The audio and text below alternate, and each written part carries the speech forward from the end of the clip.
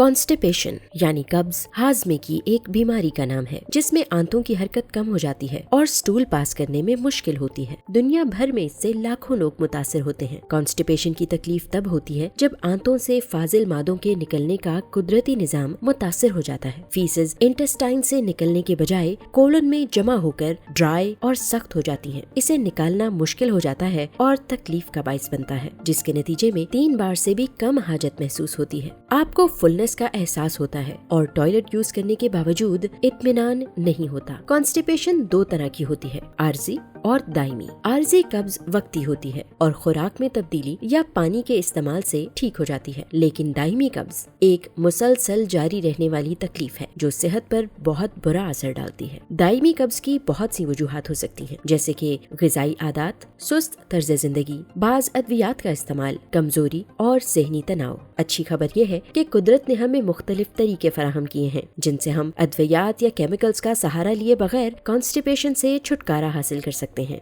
आज की वीडियो में हम कब्ज को दूर करने और आपके निज़ाम हज़म को दुरुस्त करने के लिए 5 कुदरती तरीके बताएंगे। Number 1, stay hydrated. खूब पानी पीजिए। कब्ज से छुटकारे का सबसे आसान और मुअस्सर तरीका ये है कि आप पानी और दूसरे हेल्दी मशरूबात का इस्तेमाल करें। जब आपको पानी की कमी होती है तो आपका जिस्म पानी बचाने की कोशिश करता है, जिसके नतीजे में स्टूल खुश्क और सख्त हो जाता है और उसे जिस्म से निकलने में मुश्किल पेश आती है। मुनासिब मिकदार में पानी पीने से स्टूल सॉफ्ट रहता है और बाउल मूवमेंट भी सही रहती है। कम से कम 6 से 8 गिलास पानी पिए और गर्मियों में तो इससे भी ज्यादा। सुबह आधे लीटर पानी में 1/4 चम्मच नमक डालकर पिएं। इससे आपका डाइजेस्टिव सिस्टम रिफ्रेश हो जाता है और जिस्म में पानी का लेवल बेहतर हो जाता है। इसके अलावा समुद्री नमक पेट में मौजूद हाइड्रोक्लोरिक एसिड को मुतहर्रिक करता है। ये बात ज़हन में जरूर रखें कि चाय, कॉफी या कैफीन का इस्तेमाल कॉन्स्टिपेशन को मजीद खराब करता है, इसलिए मशरूबात से मुराद कैफीन वाले मशरूबात नहीं है। आप लीमू पानी का इस्तेमाल कर सकते हैं। लीमू पानी न सिर्फ रिफ्रेशिंग है बल्कि कॉन्स्टिपेशन से भी बचाता है। सुबह के वक्त 1 गिलास नीम गर्म पानी में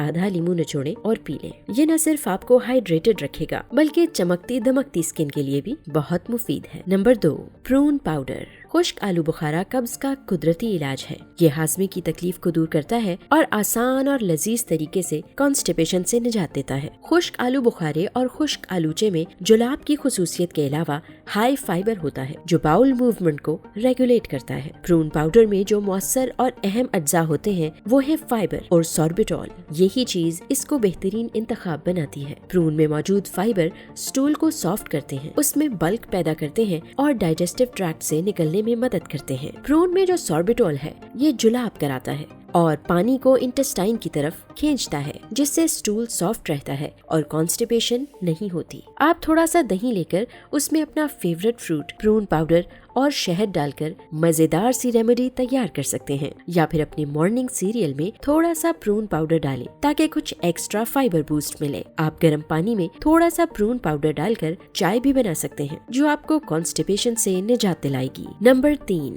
प्रोबायोटिक्स। प्रोबायोटिक को आप अच्छे या फ्रेंडली बैक्टीरिया भी कह सकते हैं। ये बैक्टीरिया आंतों में माइक्रो ऑर्गेनिजम्स को बैलेंस करने में बहुत अहम किरदार अदा करते हैं। ये कब्ज के साथ साथ पूरे निज़ामी हज़म के लिए ही बहुत फायदेमंद है। सेहतमंद आंत में बैक्टीरिया की पूरी कम्युनिटी रहती है जो न सिर्फ हाजमे में मदद देते हैं बल्कि बाउल मूवमेंट को भी रेगुलेटेड रखते हैं। इन अच्छे बैक्टीरियाज में अदम तवाजुन कॉन्स्टिपेशन का बाइस बनता है। प्रोबायोटिक गट्स में एक हेल्दियर एनवायरनमेंट बरकरार रखते हैं। प्रोबायोटिक खुराक के अज्जा को तोड़ने और हजम करने में मदद करते हैं और इस तरह कॉन्स्टिपेशन से महफूज रखते हैं। ये कोलन में ना हजम होने वाले कार्बोहाइड्रेट्स को शॉर्ट चेन फैटी एसिड्स में तब्दील करके आंतों की झिल्ली को कुव्वत बख्शते हैं और बाउल मूवमेंट को रेगुलेट करते हैं। प्रोबायोटिक की कुछ किस्में आंतों में पानी की मिकदार को बढ़ा देती हैं। इससे स्टूल को सॉफ्ट होने में मदद मिल सकती है और उसे आंतों से गुजरने में आसानी होती है, जिससे कॉन्स्टिपेशन जैसी तकलीफ से आराम मिल जाता है। आपके फ्रिज में तकरीबन हर वक्त मौजूद बेहतरीन प्रोबायोटिक दही है।